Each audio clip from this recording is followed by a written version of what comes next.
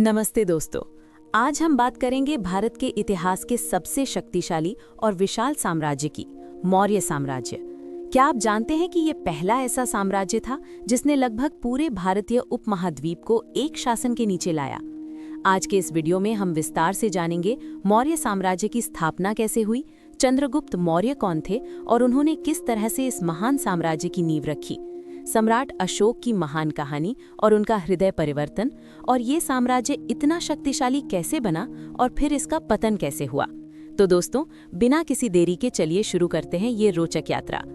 सबसे पहले हमें समझना होगा उस समय की परिस्थितियां जब मौर्य साम्राज्य की स्थापना हुई। दोस्तों, मौर्य साम्राज्य की कहानी शुरू होती है 322 ईसा पूर्व में। उस समय भारत की राजनीतिक स्थिति बहुत अस्थिर थी। कई छोटे छोटे राज्य थे जो आपस में लड़ते रहते थे, लेकिन सबसे शक्तिशाली राज्य था मगध, और मगध पर उस समय नंद वंश का शासन था। नंद राजा धनानंद बहुत शक्तिशाली थे और उनके पास एक विशाल सेना थी। लेकिन दोस्तों, शक्तिशाली होने के बावजूद धनानंद बहुत क्रूर और अलोकप्रिय थे। प्रजा उनसे खुश नहीं थी और उनके दरबार में भ्रष्टाचार फैला हुआ था। इसी समय भारत पर एक बड़ा खतरा मंडरा रहा था और वो खतरा था सिकंदर महान का आक्रमण। सिकंदर महान ने 326 ईसा पूर्व में भारत की उत्तर पश्चिमी सीमाओं पर आक्रमण किया था। सिकंदर एक महान विजेता था जिसने यूनान से लेकर पर्शिया तक विशाल साम्राज्य स्थापित किया था। भारत में उसने कुछ छोटे राज्यों को जीत लिया, लेकिन उसकी सेना ने आगे बढ़ने से मना कर दिया। फिर भी सिकंदर के आक्रमण ने भारत में एक बड़ा प्रभाव छोड़ा और ये स्पष्ट हो गया कि भारत को एक मजबूत और एकीकृत शासन की आवश्यकता थी। यहीं पर आते हैं हमारे इतिहास के महान व्यक्तित्व आचार्य चाणक्य। चाणक्य को कौटिल्य या विष्णुगुप्त के नाम से भी जाना जाता है। चाणक्य तक्षशिला विश्वविद्यालय के एक महान विद्वान और शिक्षक थे। वे अर्थशास्त्र, राजनीति और कूटनीति के महान ज्ञाता थे। लेकिन चाणक्य की कहानी में एक महत्वपूर्ण मोड़ तब आया जब नंद राजा धनानंद ने उनका सार्वजनिक रूप से अपमान किया। कहा जाता है कि धनानंद ने चाणक्य को उनके दरबार से बेइज्जत करके बाहर निकाल दिया था। इस अपमान के बाद चाणक्य ने एक प्रतिज्ञा ली। उन्होंने कसम खाई कि वे अपनी चोटी तब तक नहीं बांधेंगे जब तक नंद वंश को समाप्त नहीं कर देंगे। ये केवल व्यक्तिगत बदला नहीं था, बल्कि चाणक्य ने देखा कि नंद वंश का शासन भारत के लिए हानिकारक था। वे जानते थे कि भारत को एक योग्य और कुशल शासक की आवश्यकता थी जो देश को एकजुट कर सके। और इसी खोज में चाणक्य को मिला एक युवा योद्धा जिसका नाम था चंद्रगुप्त मौर्य। चंद्रगुप्त मौर्य की उत्पत्ति के बारे में इतिहासकारों में अलग अलग मत हैं और ये आज भी एक रोचक विषय है। कुछ स्रोतों के अनुसार चंद्रगुप्त मौर्य क्षत्रिय कुल से थे जो हिमालय की तराई में रहते थे। कुछ अन्य स्रोतों के अनुसार वे स्वयं नंद राजा के पुत्र थे, लेकिन उन्हें राज्य से निकाल दिया गया था।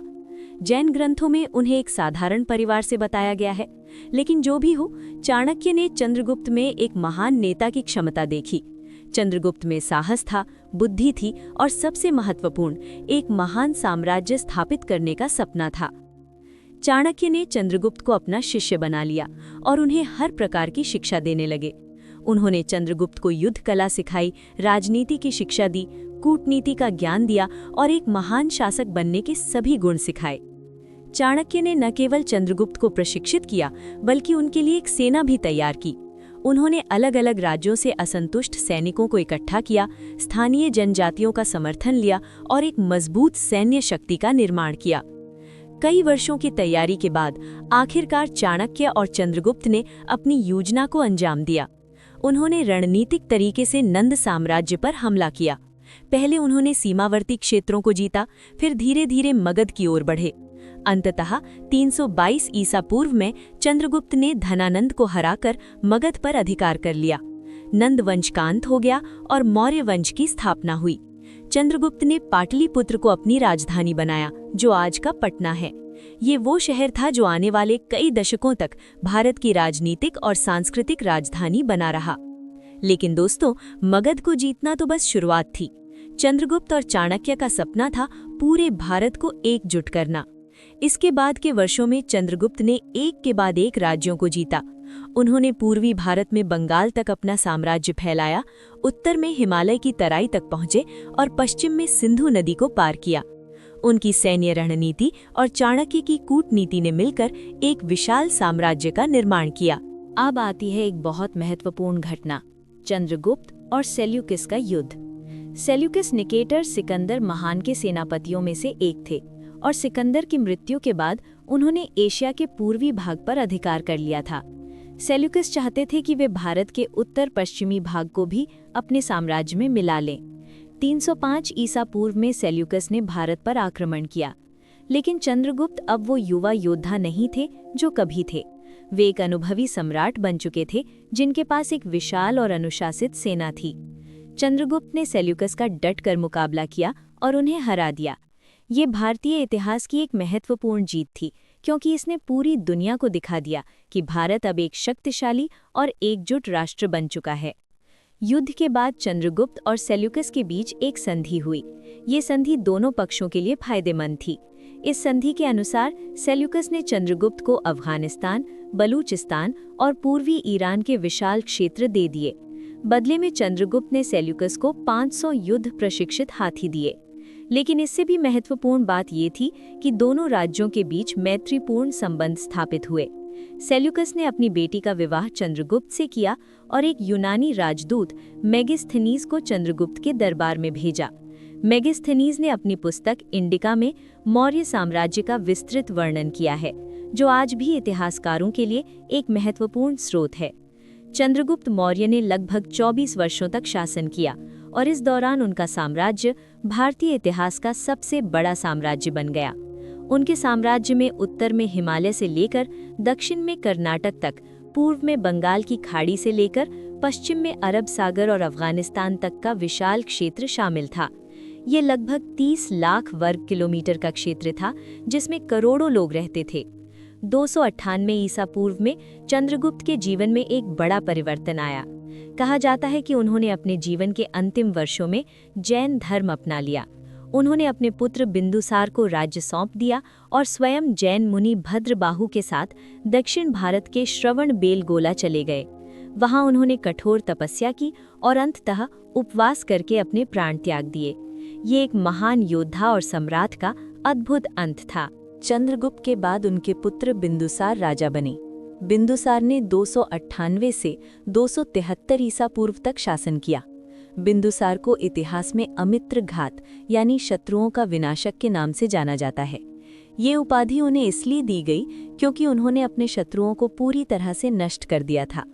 बिंदुसार एक सक्षम शासक थे और उन्होंने अपने पिता द्वारा स्थापित साम्राज्य को न केवल बनाए रखा बल्कि उसका और विस्तार भी किया। बिंदुसार ने मुख्य रूप से दक्षिण भारत की ओर अपना ध्यान केंद्रित किया। उन्होंने दक्षिण में 16 राज्यों को जीता और मौर्य साम्राज्य को मैसूर तक विस्तारित किया। कहा जाता है कि केवल कलिंग यानी आधुनिक ओडिशा ही एक ऐसा क्षेत्र था जो अभी भी मौर्य साम्राज्य के बाहर था। बिंदुसार ने विदेशी संबंधों पर भी ध्यान दिया। उनके दरबार में यूनानी राजदूत डायमेकस और डायोनीसियस आए। बिंदुसार की यूनानी सभ्यता में रुचि थी और उन्होंने यूनानी राजा एंटियोकस से मीठी शराब, सूखे अंजीर और एक यूनानी दार्शनिक भेजने का अनुरोध किया था। बिंदुसार के शासनकाल में चाणक्य उनके मुख्यमंत्री बने रहे और उन्होंने राज्य की व्यवस्था को और सुदृढ़ किया। बिंदुसार ने लगभग 25 वर्षों तक शासन किया और एक स्थिर तथा समृद्ध साम्राज्य अपने पुत्र को सौंपा। लेकिन उनके पुत्र का नाम इतिहास में सबसे प्रसिद्ध मौर्य सम्राट के रूप में दर्ज है, सम्राट अशोक। 273 ईसा पूर्व में अशोक मौर्य साम्राज्य के सिंहासन पर बैठे। अशोक के सिंहासन पर बैठने की कहानी भी बहुत रोचक है। बिंदुसार के कई पुत्र थे और अशोक सबसे बड़े नहीं थे। कहा जाता है कि उत्तराधिकार को लेकर राजकुमारों में संघर्ष हुआ। कुछ बौद्ध स्रोतों के अनुसार अशोक ने अपने 99 भाइयों को मार डाला था। हालांकि ये संख्या अतिशयोक्तिपूर्ण लगती है, लेकिन ये स्पष्ट है कि अशोक को सिंहासन प्राप्त करने के लिए संघर्ष करना पड़ा था। अशोक के शासन का प्रारंभिक काल बहुत क्रूर और हिंसक था। इतिहासकार उन्हें इस समय चंड अशोक यानी क्रूर अशोक कहते हैं। कहा जाता है कि उन्होंने अपने महल में एक यातना गृह बनवाया था, जहां अपराधियों को भयंकर यातनाएं दी जाती थीं। अशोक एक सख्त और कठोर शासक थे जो किसी भी विरोध को क्रूरता से दबा देते थे। लेकिन उनके जीवन में एक ऐसी घटना घटने वाली थी जो न केवल उनके जीवन को बल्कि पूरे भारत और एशिया के इतिहास को बदल देने वाली थी। वो घटना थी कलिंग युद्ध। 261 ईसा पूर्व में अशोक ने कलिंग पर आक्रमण किया। कलिंग आधुनिक ओडिशा का क्षेत्र था और ये एकमात्र बड़ा राज्य था जो अभी तक मौर्य साम्राज्य के बाहर था। कलिंग एक समृद्ध और शक्तिशाली राज्य था जिसकी व्यापार और नौसेना बहुत मजबूत थी। अशोक चाहते थे कि पूरा भारत एक छत्र के नीचे आ जाए और इसलिए उन्होंने कलिंग को जीतने का निर्णय लिया। लेकिन कलिंग के लोगों ने अपनी स्वतंत्रता के लिए वीरतापूर्वक लड़ाई लड़ी। ये युद्ध भारतीय इतिहास के सबसे खूनी युद्धों में से एक था। अशोक के शिलालेखों के अनुसार इस युद्ध में 1 लाख लोग मारे गए, 1.5 लाख लोग बंदी बनाए गए और इससे भी कई गुना अधिक लोग भूख, बीमारी और विस्थापन से मर गए। पूरा कलिंग क्षेत्र तबाह हो गया, खेत जल गए, गांव नष्ट हो गए और हजारों परिवार बिखर गए। युद्ध जीतने के बाद जब अशोक युद्ध के मैदान में गए तो जो दृश्य उन्होंने देखा वो उनके जीवन का सबसे भयावह अनुभव था। चारों ओर लाशें बिखरी हुई थीं। घायल सैनिक और नागरिक दर्द से कराह रहे थे। औरतें अपने मृत पतियों और बच्चों के लिए रो रही थीं। बच्चे अपने माता पिता को ढूंढ रहे थे। नदियां खून से लाल हो गई थीं। ये दृश्य इतना भयानक था कि अशोक का हृदय द्रवित हो गया। अशोक को एहसास हुआ कि जीत की कीमत कितनी भयानक होती है। उन्होंने सोचा कि क्या ये विजय वास्तव में विजय कहलाने योग्य है, जब इसके लिए इतनी निर्दोष लोगों को अपनी जान गंवानी पड़ी। अशोक को गहरा पछतावा हुआ और उन्होंने तभी प्रतिज्ञा ली कि अब वे जीवन में कभी युद्ध नहीं करेंगे। वे हथियारों से नहीं बल्कि धर्म और प्रेम से विजय प्राप्त करेंगे। ये मोड़ अशोक को चंड अशोक से धर्म अशोक में बदल दिया। कलिंग युद्ध के बाद अशोक ने बौद्ध धर्म अपना लिया। बौद्ध धर्म के अहिंसा, करुणा और मैत्री के सिद्धांतों ने अशोक को गहराई से प्रभावित किया। उन्होंने महान बौद्ध भिक्षु उपगुप्त से दीक्षा ली और बौद्ध धर्म के सच्चे अनुयायी बन गए। लेकिन दोस्तों, यहाँ एक महत्वपूर्ण बात समझने की है। अशोक ने बौद्ध धर्म अपनाया, लेकिन उन्होंने अपने साम्राज्य में बौद्ध धर्म को राजधर्म नहीं बनाया। उन्होंने धार्मिक सहिष्णुता की नीति अपनाई और सभी धर्मों का सम्मान किया। अशोक ने धम्म की नीति शुरू की। धम्म शब्द संस्कृत के धर्म शब्द से लिया गया है, लेकिन ये किसी विशेष धर्म का प्रचार नहीं था। धम्म एक नैतिक और आचार संहिता थी जो सभी धर्मों के अच्छे सिद्धांतों को मिलाकर बनाई गई थी। धम्म के मुख्य सिद्धांत थे अहिंसा, यानी किसी जीव को हानि न पहुंचाना, सत्य बोलना और ईमानदारी से रहना, माता पिता और बड़ों का सम्मान करना, दया और करुणा का भाव रखना, सभी धर्मों और विचारों के प्रति सहिष्णुता, पशु पक्षियों और प्रकृति की रक्षा करना, दान देना और जरूरतमंदों की सहायता करना और सादा जीवन जीना। अशोक ने धम्म के प्रचार के लिए एक अनूठा तरीका अपनाया। उन्होंने पूरे साम्राज्य में पत्थर के स्तंभ और शिलाएं स्थापित की जिन पर धम्म के संदेश लिखे गए। ये शिलालेख आज भी भारत, पाकिस्तान, अफगानिस्तान और नेपाल में पाए जाते हैं। कुल मिलाकर अशोक के 33 बड़े स्तंभ और शिलालेख मिले हैं। ये शिलालेख विभिन्न भाषाओं और लिपियों में लिखे गए थे: ब्राह्मी, खरोष्ठी, ग्रीक और अरामाइक। इससे पता चलता है कि अशोक चाहते थे कि उनका संदेश हर व्यक्ति तक पहुंचे, चाहे वो किसी भी भाषा को समझता हो।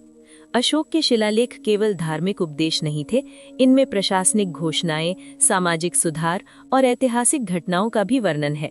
इन शिलालेखों से हमें मौर्य साम्राज्य के बारे में बहुमूल्य जानकारी मिलती है।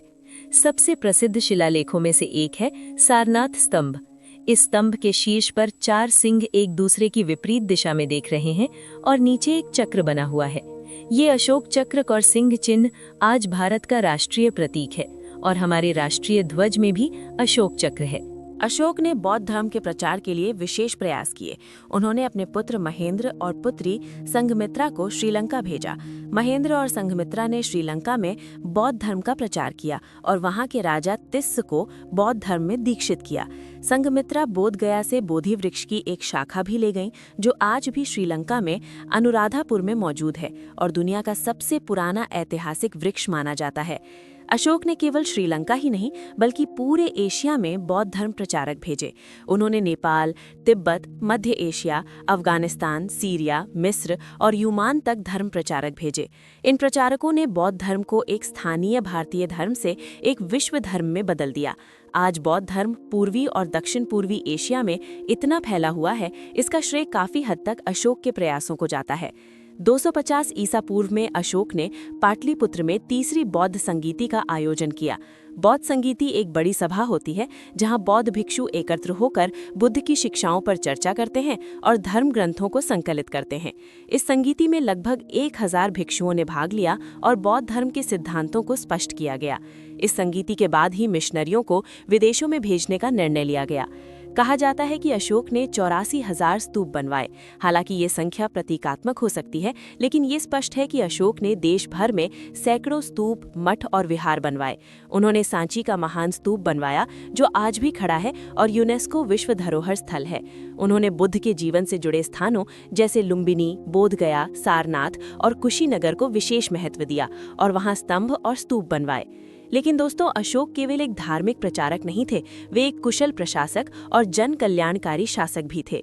उन्होंने अपने साम्राज्य में जनता की भलाई के लिए अनेक कार्य किए। अशोक ने कहा था कि सभी लोग मेरे बच्चों के समान हैं और जैसे मैं अपने बच्चों के लिए सुख और कल्याण चाहता हूँ, वैसे ही मैं सभी लोगों के लिए चाहता हूँ।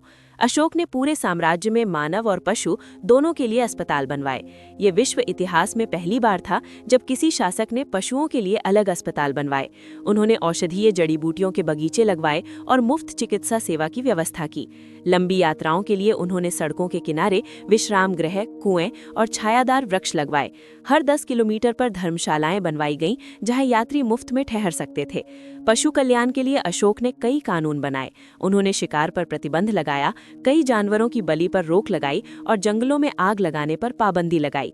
कुछ विशेष दिनों में पशुओं को मारना पूरी तरह से प्रतिबंधित था।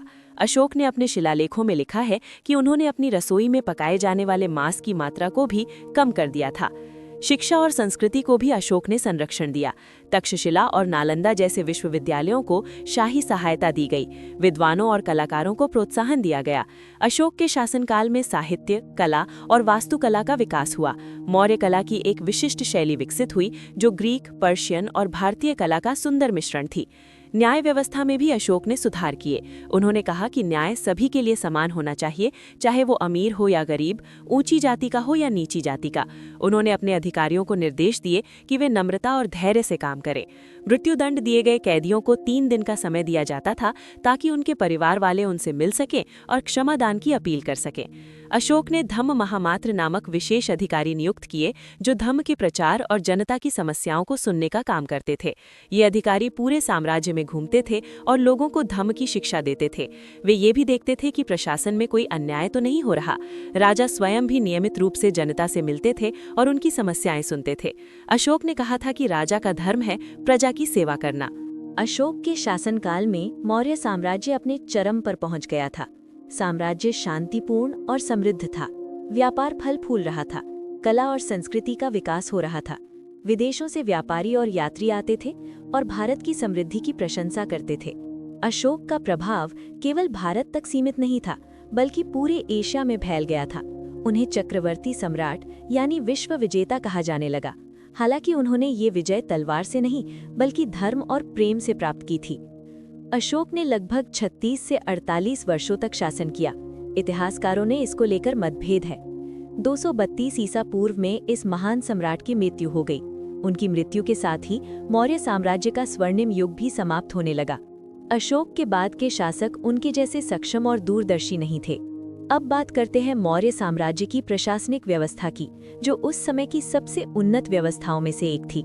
इस व्यवस्था का मुख्य श्रेय जाता है आचार्य चाणक्य को, जिन्होंने अर्थशास्त्र नामक महान ग्रंथ लिखा। अर्थशास्त्र केवल अर्थशास्त्र का ग्रंथ नहीं है, बल्कि ये राजनीति, प्रशासन, कूटनीति, युद्ध कला और शासन के सभी पहलुओं पर एक विस्तृत मार्गदर्शिका है। ये ग्रंथ आज भी प्रासंगिक है और विश्व भर के विद्वान इसका अध्ययन करते हैं। मौर्य साम्राज्य की प्रशासनिक व्यवस्था बहुत सुव्यवस्थित और केंद्रीकृत थी। सबसे ऊपर राजा होता था, जो सर्वोच्च शक्ति का केंद्र था। लेकिन राजा निरंकुश नहीं था, उसे धर्म और नीति के अनुसार शासन करना होता था। राजा की सहायता के लिए एक मंत्री परिषद होती थी, जिसे मंत्री परिषद कहा जाता था। इसमें अनुभवी और योग्य मंत्री होते थे जो राजा को सलाह देते थे। चाणक्य स्वयं चंद्रगुप्त और बिंदुसार के प्रधानमंत्री थे। केंद्रीय प्रशासन में कई महत्वपूर्ण विभाग थे। महामात्य उच्च अधिकारी होते थे जो विभिन्न विभागों का प्रबंधन करते थे। समाहर्ता राजस्व विभाग का प्रमुख होता था, जो कर संग्रह का काम देखता था। सन्निधाता राजकोष का प्रमुख होता था। प्रदेशता विदेश विभाग का प्रभारी था। नायक सेना का प्रमुख होता था। इस तरह से हर विभाग के लिए विशेष अधिकारी थे जो अपने कार्य में दक्ष होते थे। प्रांतीय प्रशासन की बात करें तो विशाल मौर्य साम्राज्य को 5 बड़े प्रांतों में विभाजित किया गया था। पहला था मध्य प्रांत, जिसकी राजधानी पाटलिपुत्र थी और जहां से राजा स्वयं शासन करता था। ये सबसे महत्वपूर्ण प्रांत था। दूसरा था उत्तरापथ यानी उत्तरी प्रांत, जिसकी राजधानी तक्षशिला थी। ये व्यापार का एक महत्वपूर्ण केंद्र था। तीसरा था अवंतीरठ यानी पश्चिमी प्रांत, जिसकी राजधानी उज्जैन थी। चौथा था दक्षिणापथ यानी दक्षिणी प्रांत, जिसकी राजधानी सुवर्णगिरी थी। और पांचवा था कलिंग प्रांत, जो अशोक के बाद बना और जिसकी राजधानी तोसाली थी। प्रत्येक प्रांत का शासन एक राजकुमार या विश्वसनीय सेनापति करता था, जिसे कुमार या आर्यपुत्र कहा जाता था। अशोक स्वयं अपने पिता के शासनकाल में उज्जैन और तक्षशिला के गवर्नर रहे थे। प्रांतों को आगे जिलों में बांटा गया था, जिन्हें आहार कहा जाता था। जिले का प्रमुख राजुक होता था, गांव के समूह को संग्रहण कहा जाता था और गांव का मुखिया ग्रामिक होता था। नगर प्रशासन भी बहुत सुव्यवस्थित था। बड़े शहरों जैसे पाटलिपुत्र में एक नगर परिषद होती थी, जिसमें 30 सदस्य होते थे। ये 30 सदस्य 6 समितियों में बटे होते थे और प्रत्येक समिति में 5 सदस्य होते थे। पहली समिति उद्योग और शिल्प की देखभाल करती थी, दूसरी विदेशियों की देखभाल करती थी, तीसरी जन्म और मृत्यु का रिकॉर्ड रखती थी, चौथी व्यापार और वाणिज्य को नियंत्रित करती थी, पांचवी बने हुए सामान की गुणवत्ता जांचती थी और छठी बिक्री कर वसूलती थी। चौथा कारण था सेना का कमजोर होना। कुछ इतिहासकारों का मानना है कि अशोक की अहिंसा नीति से सेना का मनोबल गिर गया था, युद्ध कौशल में कमी आई थी। लेकिन ये विवादास्पद है, क्योंकि अशोक ने सेना को भंग नहीं किया था और सीमाओं की रक्षा जारी रखी थी। पांचवा कारण था सामाजिक और धार्मिक असंतोष। बौद्ध धर्म के अत्यधिक प्रचार से कुछ वर्गों, विशेषकर ब्राह्मणों में असंतोष था। पुष्यमित्र शुंग स्वयं एक ब्राह्मण था और उसने ब्राह्मण धर्म को पुनर्स्थापित करने के नाम पर बृहद्रथ की हत्या की। कुछ इतिहासकार मानते हैं कि ये एक धार्मिक प्रतिक्रिया थी। छठा कारण था बाहरी आक्रमण। उत्तर पश्चिम से यवन यानी ग्रीक शासकों का दबाव बढ़ रहा था। बैक्ट्रियन ग्रीकों ने उत्तर पश्चिमी सीमाओं पर आक्रमण शुरू कर दिए थे। कमजोर मौर्य शासक इन आक्रमणों का सामना नहीं कर सके। और अंत में केंद्रीकृत प्रशासन की समस्या। मौर्य प्रशासन बहुत केंद्रीकृत था और सब कुछ राजा पर निर्भर था। जब राजा कमजोर हो तो पूरी व्यवस्था ढह जाती थी। स्थानीय स्वायत्तता का अभाव एक बड़ी कमजोरी साबित हुआ। इन सभी कारणों के संयोजन से मौर्य साम्राज्य का पतन हुआ। मौर्य साम्राज्य ने बौद्ध धर्म को एक स्थानीय धर्म से विश्व धर्म में बदल दिया। अशोक के प्रयासों से बौद्ध धर्म Sri Lanka, Myanmar, Thailand, Cambodia, Vietnam, चीन, जापान, कोरिया, तिब्बत और मध्य एशिया में फैला।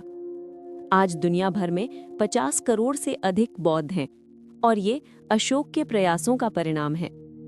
मौर्य साम्राज्य ने जन कल्याणकारी राज्य की अवधारणा को जन्म दिया। अशोक ने दिखाया कि राज्य का उद्देश्य केवल कर एकत्र करना और युद्ध लड़ना नहीं है, बल्कि जनता की भलाई करना है। अस्पताल, सड़कें, कुएं, धर्मशालाएं और शिक्षा संस्थान बनवाना ये सब राज्य की जिम्मेदारी है। ये अवधारणा आधुनिक कल्याणकारी राज्य की नींव है। मौर्य साम्राज्य के शिलालेख इतिहास के अमूल्य स्रोत हैं। अशोक के शिलालेखों से हमें तत्कालीन समाज, अर्थव्यवस्था, धर्म और राजनीति के बारे में विस्तृत जानकारी मिलती है। ये शिलालेख ब्राह्मी लिपि को समझने में भी सहायक हुए हैं। जेम्स प्रिंसेप ने 19वीं सदी में इन शिलालेखों को पढ़कर ही ब्राह्मी लिपि का रहस्य खोला था, जिससे प्राचीन भारतीय इतिहास का एक नया अध्याय खुला। मौर्य साम्राज्य ने यह भी दिखाया कि बुद्धि और रणनीति शारीरिक शक्ति से अधिक महत्वपूर्ण होती है। चाणक्य एक शारीरिक योद्धा नहीं थे, लेकिन उनकी बुद्धि और रणनीति ने एक साम्राज्य का निर्माण किया। ये आज भी एक महत्वपूर्ण सबक है कि ज्ञान ही सबसे बड़ी शक्ति है। मौर्य साम्राज्य ने विदेश नीति और कूटनीति के क्षेत्र में भी महत्वपूर्ण योगदान दिया। चंद्रगुप्त और सेल्यूकस के बीच संधि एक आदर्श कूटनीतिक समझौता था, जहां दोनों पक्षों ने अपने हितों की रक्षा की और शांति स्थापित की। अशोक की धम्म विजय एक नई विदेश नीति थी, जो सैन्य विजय के बजाय सांस्कृतिक और धार्मिक प्रभाव पर आधारित थी। ये सॉफ्ट पावर की प्रारंभिक अवधारणा थी। मौर्य साम्राज्य का अध्ययन आज भी विश्व भर के विश्वविद्यालयों में होता है। इतिहासकार, राजनीति शास्त्री, अर्थशास्त्री और प्रशासक मौर्य साम्राज्य से सबक लेते हैं। चाणक्य का अर्थशास्त्र आज भी प्रबंधन और नेतृत्व के पाठ्यक्रमों में पढ़ाया जाता है। अशोक के शिलालेख नैतिक शासन के उदाहरण के रूप में उद्धृत किए जाते हैं। मौर्य साम्राज्य ने हमें ये भी सिखाया कि हर महान साम्राज्य का अंत होता है, लेकिन साम्राज्य भले ही समाप्त हो जाएं, उनके विचार और आदर्श हमेशा जीवित रहते हैं। तो दोस्तों, ये थी मौर्य साम्राज्य की संपूर्ण कहानी। एक ऐसा साम्राज्य जिसने भारतीय इतिहास की दिशा बदल दी। एक ऐसा साम्राज्य जिसने विश्व को अहिंसा और शांति का संदेश दिया। एक ऐसा साम्राज्य जो आज भी हमें प्रेरित करता है।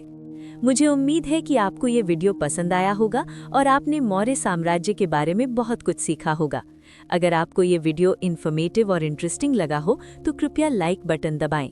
अपने दोस्तों और परिवार के साथ इस वीडियो को शेयर करें ताकि वे भी हमारे गौरवशाली इतिहास के बारे में जान सकें। हमारे चैनल को सब्सक्राइब करना ना भूलें और घंटी के बटन को दबाएं ताकि जब भी हम नया वीडियो अपलोड करें आपको सूचना मिल जाए।